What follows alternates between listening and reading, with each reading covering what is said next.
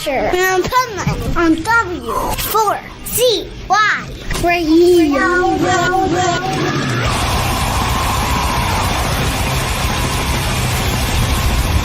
This is the Pipeman here on the Adventures of Pipeman W4CY Radio, and once again we're back with the amazing pet health guru here on the Positively Pipeman segment of the Adventures of Pipeman.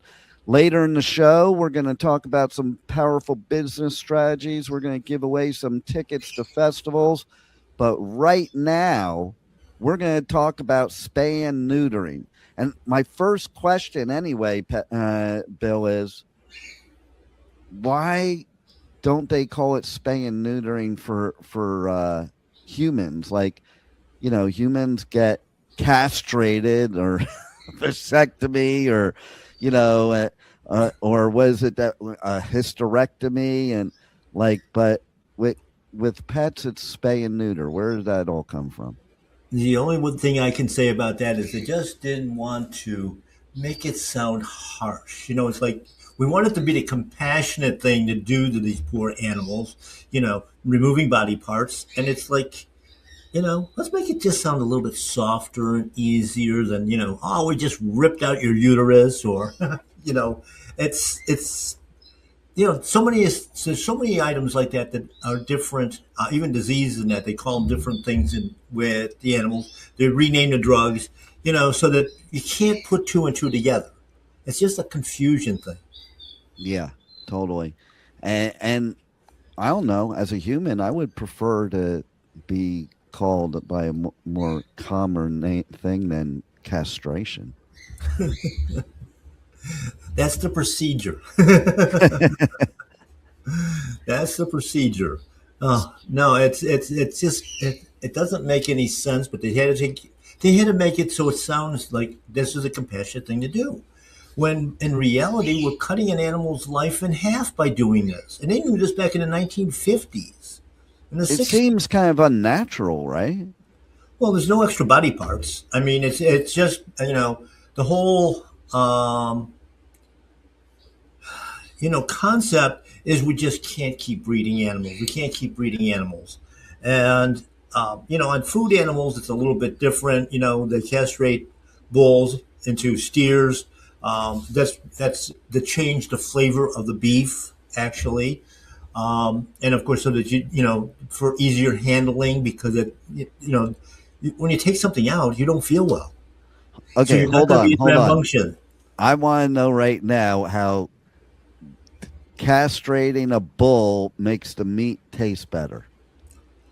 You don't get the strong testosterone taste. And of course, you're getting a lot more muscling, but you get a lot. It's a tougher meat because of it too, just because they're out there fighting each other. You know, we have to build up our bodies. So, yeah. But yeah, I mean, it cuts their lifespan in half, which is a terrible thing to do.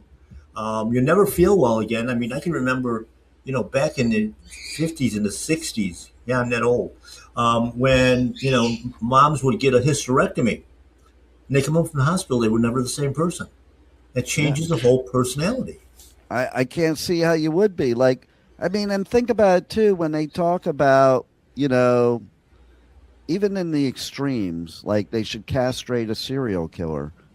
Well, what does that tell you? That the reason that they're doing it is to change the person. It tells you that right there, you know? Absolutely. Yeah.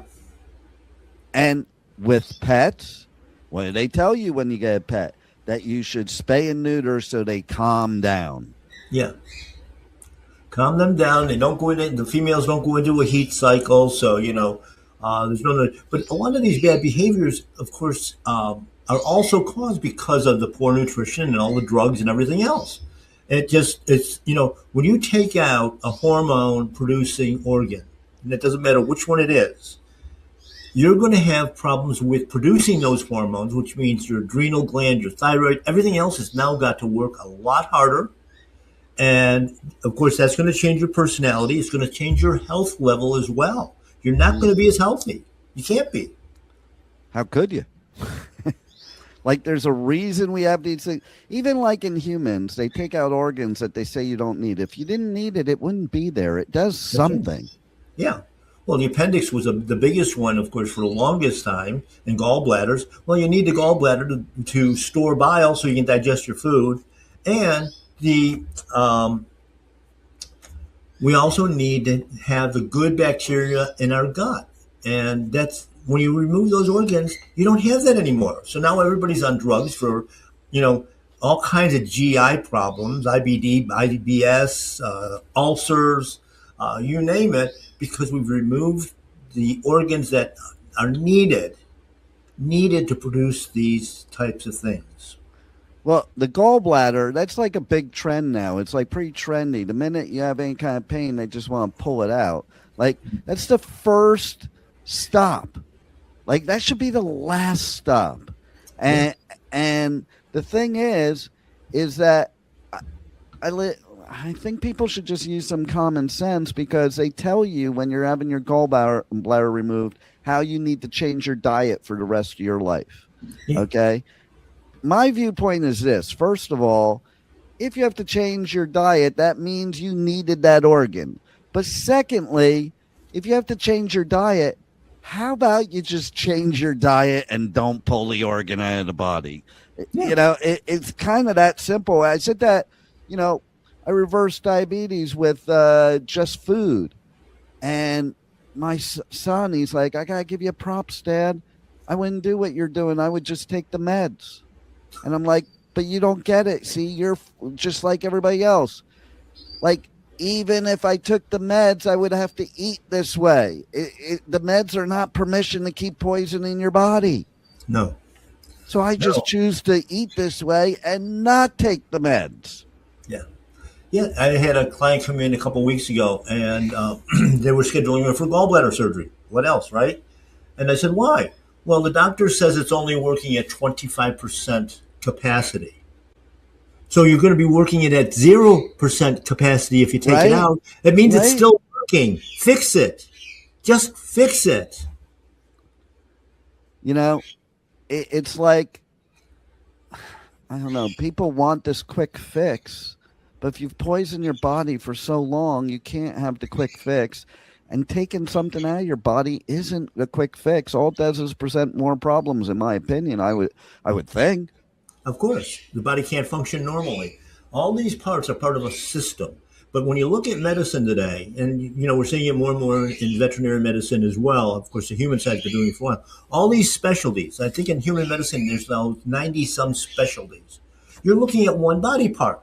Well, if you got a heart problem, what caused the heart problem?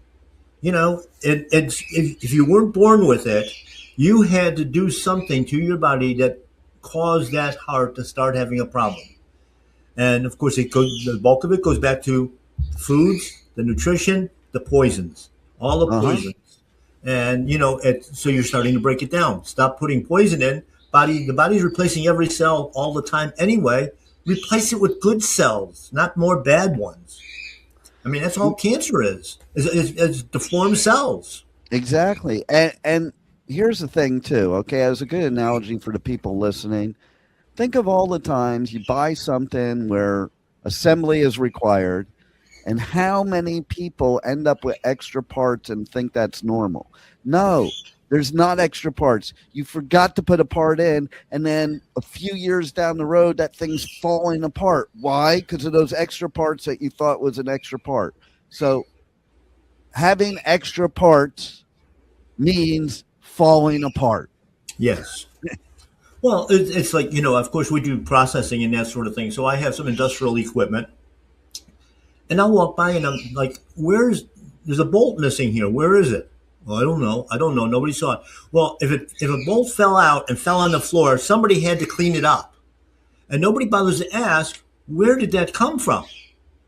Nobody has the curiosity to look. And then of course, the next thing you know, again, you have failures going on.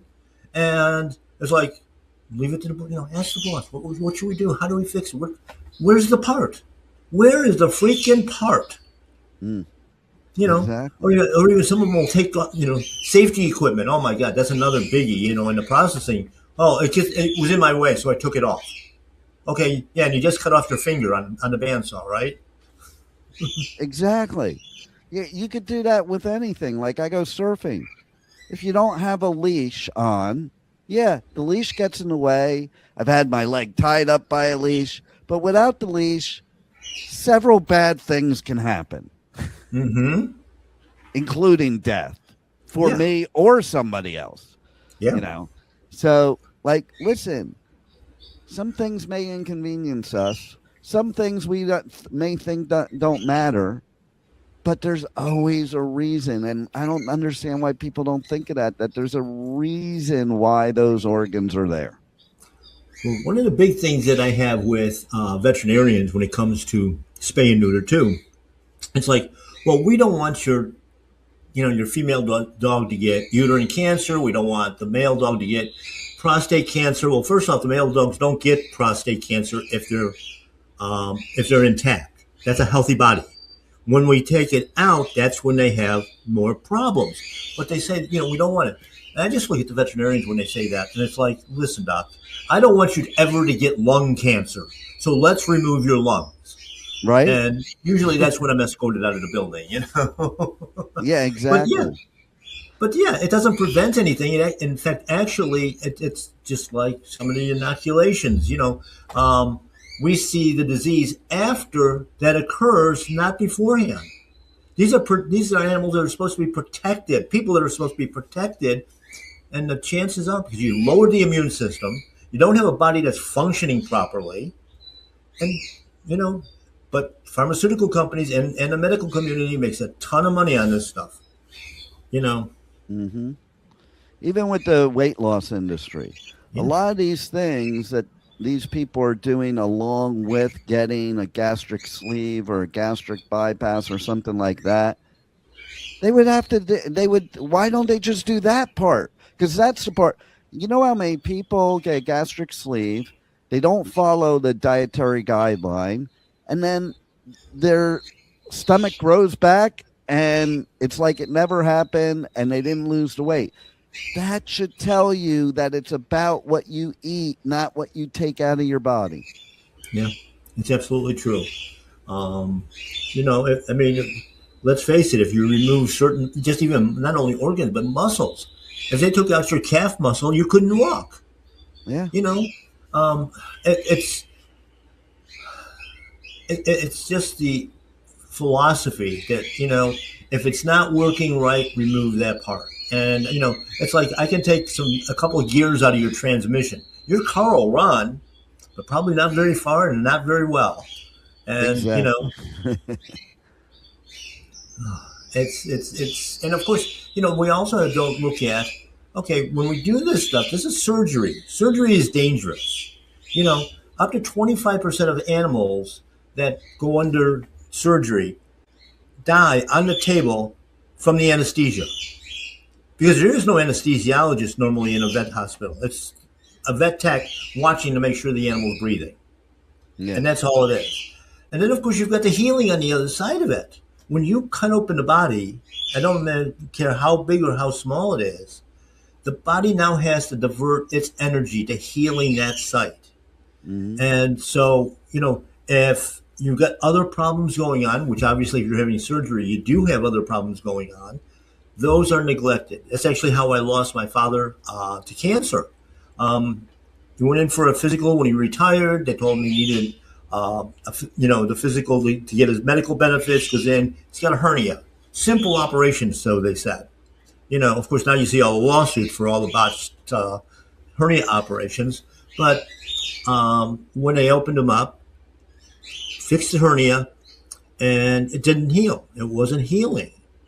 And so, of course, this is back in the 1990s. The diagnostic tool of choice was exploratory surgery. Opened him up, found he had cancer, closed him up, and he died. The prevailing wisdom was when air hits cancer cells, they grow like crazy. No, the body was keeping his cancer in check until they made the first incision. And then it was still working on cancer.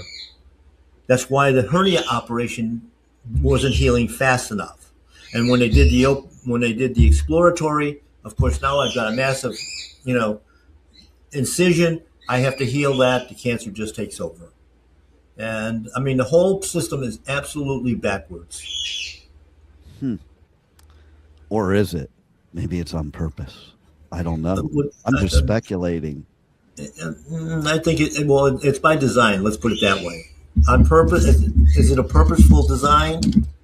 Well, if money's the goal. Money is a goal a lot of times. Yeah. Looking at how our gas prices keep going down now. It was only going to be for a couple days. That was going to shoot up to and with gas prices, same thing with everything. It just becomes the new norm. Okay, this will be the new norm for gas prices. People will complain about it, and a few years from now, they'll be like, "Oh, I wish it was at $4 again." You know, and so like I think the same with pets. It's like I don't know It's really, really expensive to have a pet, and it shouldn't be. No, it shouldn't. It never used to be. I mean, when I started in the industry, I was originally looking to go to vet school. And to be honest, most of the vets back when you're looking in the 60s were still pretty much country vets, handling livestock and stuff like that, just general practitioners. There was no regular office visits. There was no schedule. There was no wellness checks. There was none of that stuff. And they were true diagnosticians. They could actually look at an animal and see what was wrong with it and knew exactly what to do. And today, of course, all they're doing is pumping drugs, send it on to another specialist that's going to look at that one body part and not have any answers as to why it happened. Why did your gallbladder go bad? Why did your appendix burst? Appendicitis. It's an inflammation. What's inflaming it? Oh, what a concept. Yeah. You mean you actually want to know what caused it to happen? Well, do you think you might be able to prevent it if you knew what caused it?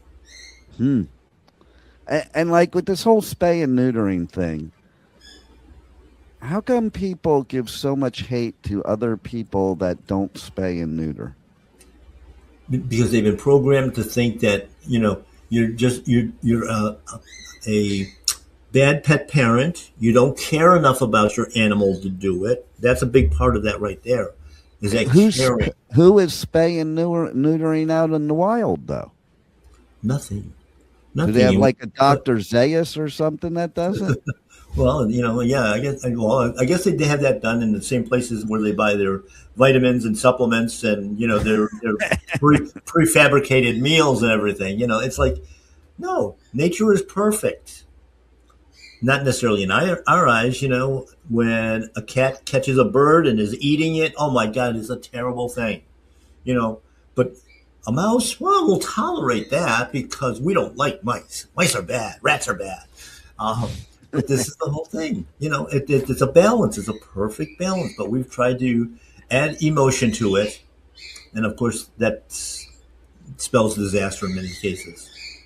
I think, too, things happen the way they're supposed to happen. And when you start, like, using mad science to change that, there's a lot of problems from that. Yeah. Absolutely. Just my opinion. Just my opinion. For you people at YT, just my opinion.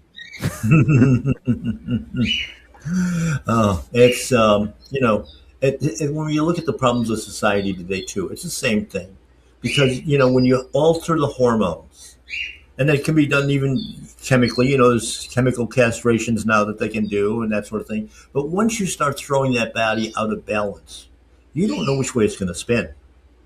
Well, and the body may not know how to acclimate to it in a way that would be beneficial. It'll acclimate, but, it's kind of like taking the steering wheel off a car and then going to drive it.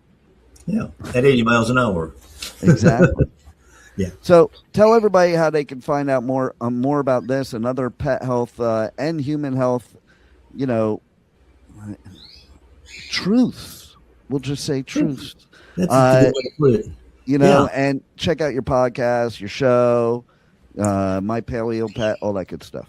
Yeah. I mean, Pet Health Cafe every single week. You can listen to it on YouTube 24/7, Spotify, a whole bunch of other places. where we talk a lot about all the different topics about health and medicines and natural remedies and prevention, and even behavioral type things on both the pet and the people side, because we do a lot of crossover on that. So, because if you're good, we have to have our pet parents healthy too, because they have to take care of them.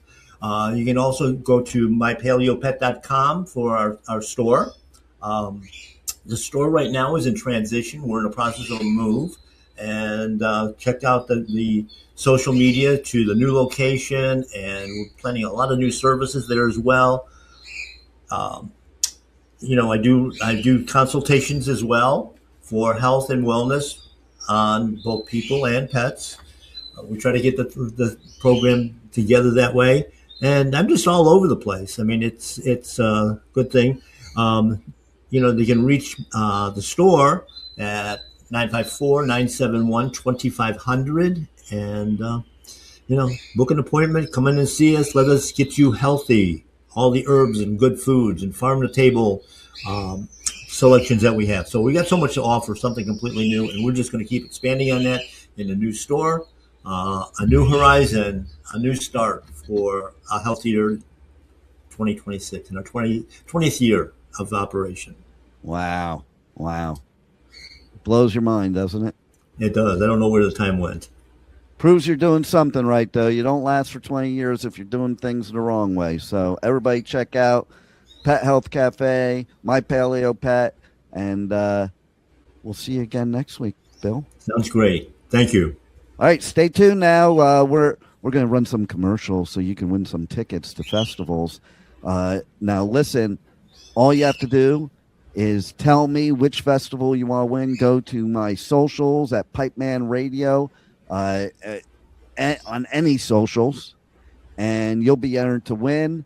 And then stay tuned for some powerful business strategies right here on the Adventures of Pipeman W4CY Radio. Louder Than Life, North America's loudest rock and metal festival, returns to Louisville this September with My Chemical Romance, Iron Maiden, Tool, Limp Bizkit, plus Pantera, Pierce the Veil, Gojira, Papa Roach, and more. Nearly 200 bands across 7 stages. Louder Than Life at the Kentucky Expo Center, September 17th through 20th. Passes are on sale now, starting at only $1 down at louderthanlifefestival.com. Aftershock, the West Coast's largest rock, metal, and punk festival, returns to Sacramento this October with My Chemical Romance, Tool, Limp Bizkit, Pierce the Veil, plus Suicide Boys, Queens of the Stone Age, The Offspring, A Day to Remember, Wu-Tang Clan, and more. Aftershock, October 1st through 4th. Passes are on sale now, starting at only $1 down at AftershockFestival.com. Hey, you're listening to The Adventures of Pipeman on W4CY Radio.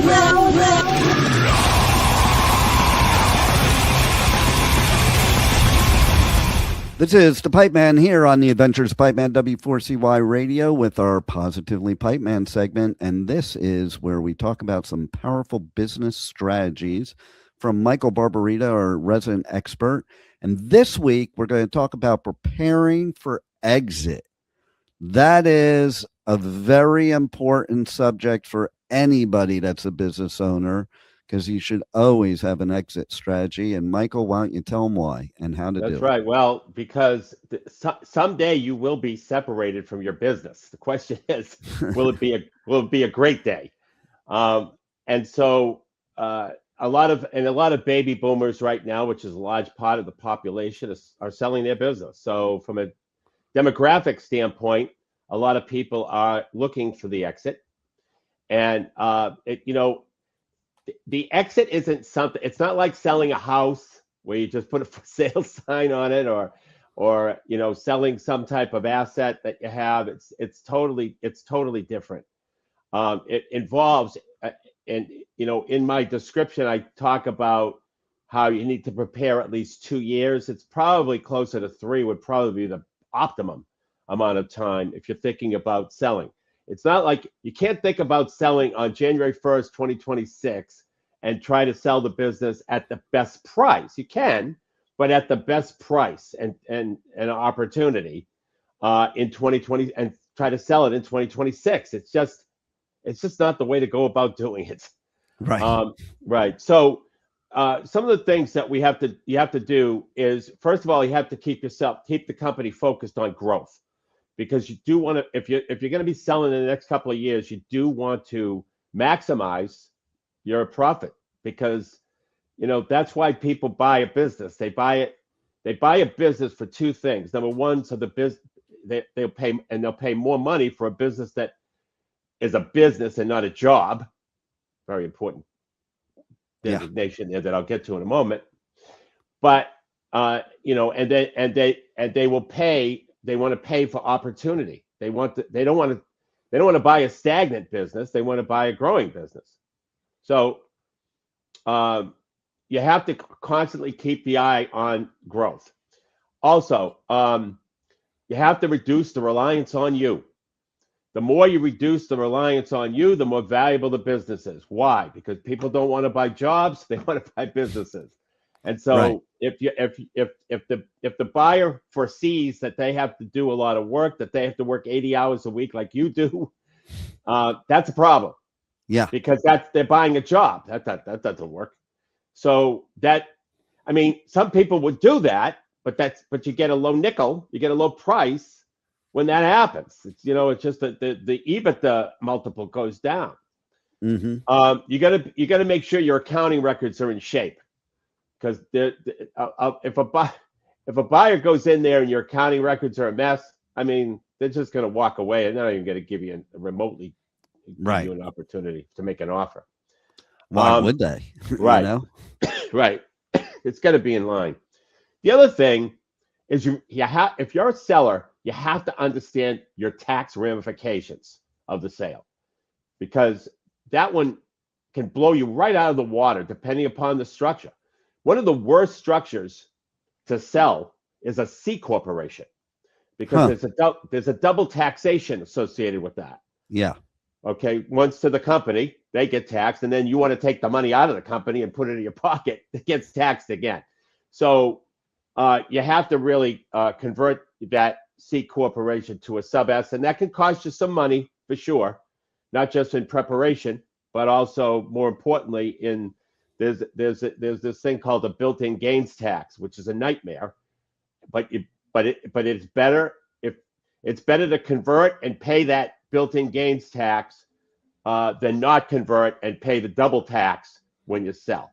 So if you're a C corporation, get out of it. But in the meantime, understand the tax ramifications. You've got to understand all your estate planning ramifications. Okay, you want to make sure that if there is a sale, and if you're not around, you want to make sure it goes into the right hands. Or if there is a sale and you are around, you're now going to be hopefully dealing with a pile of money that you have to properly estate plan for. So that's another important consideration. Strategic buyers are always willing to pay more, even though they don't let on that they will.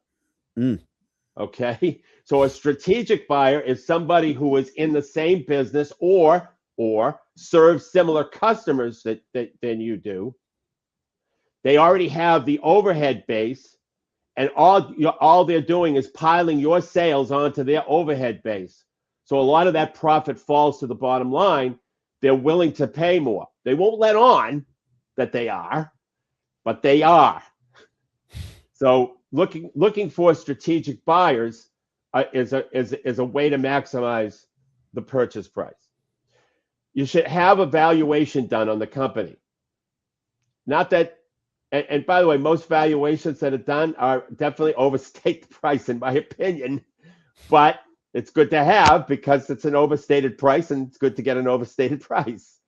So usually a valuation is something that you should do during that 2 to 3 year period. You got to find a good business attorney. without a good business attorney, somebody who understands how to negotiate, somebody who understands business and law. Because no matter what the case is, there's usually a couple of crisis points in like every deal.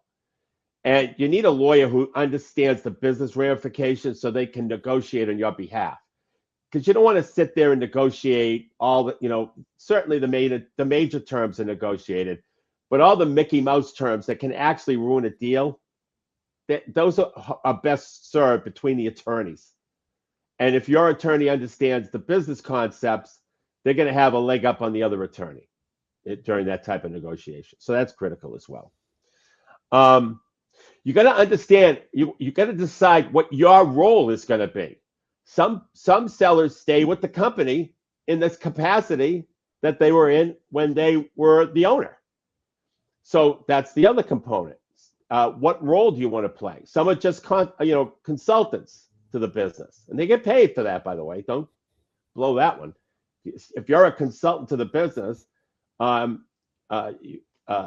you should get paid for that. And by the way, that's earned income versus capital gain on the business, and that might be taxed at a lower rate. So you might be able to allocate purchase price toward a consulting agreement, which is something that you might not do any work on, but you might answer questions from time to time, and you're probably willing to do that at a price, and you should be. But you can allocate purchase price to that. You can also allocate purchase price if you own the building. You can allocate some purchase price to increase rent. That helps because the building will help. The depreciation on the building will help offset some of that extra income. So it's just another way to manage it. When I sold my businesses too, I used to allocate price toward telephone numbers and different types of intangible assets. Now these, at the time when I did it, it was a 5-year write-off. Now it's 15, so it's not as much of an advantage. But the more assets that you could allocate purchase price to, usually the better you are tax-wise. But you should consult your tax attorney or your tax person on that. So there's just a bunch of things, and my list is even longer, but there's just a lot of things that you need to do to prepare for a sale. It's not one of these things where you just put a sign out or, just ask a couple of people if they want to buy. It just doesn't work like that. No, it doesn't. Right. And if you want to use a broker, there's a lot of reputable brokers out there, but you've got to be careful because there's brokers who really don't understand business. And because there's no license to be a business broker per se. There really isn't. And they love to spam you. That's right. They do. Yeah, that's another thing. But those are the main points in terms of if you're going to be selling a business, you got to prepare for it. And like I said, there's a lot more points you have to think about as well. But those are the critical ones that I think if you understand those types of things and plan ahead for those types of things, you're going to be in good shape. Very cool. And it is very important. I think it's very important that somebody consult with an expert on something like this so that they don't make any mistakes. And that's where I think they need to reach out to you, Michael, and Next Step CFO. How can they reach out to you and get more information on how to do a proper exit strategy or anything else having to do with any powerful business strategies? Well, they could go to nextstepcfo.net. They could go to the contact page and ask any question they'd like, but they also could take advantage of our AI business assessment diagnostic, which is it's an AI diagnostic. It takes less than 10 minutes, and it'll find hidden revenue in your business. And it'll identify 3 key strategies as it relates to your business through the AI questions that are asked. And it'll also explain how to go about implementing those strategies, and it's free. And the beautiful thing about the AI assessment, everybody says, "Oh, AI." Well, the beautiful thing about it is there's no no advisor with you or anything like that. And there's no judgment. You could be right, honest engine with it, and the results will reflect your honest answers, and you'll find hidden revenue in your business. So it's a great opportunity. It's the orange button on the right.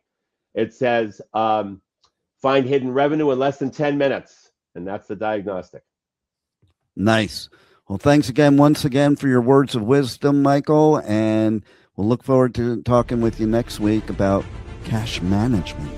Excellent. Thank you. That's an important one, too. There you go.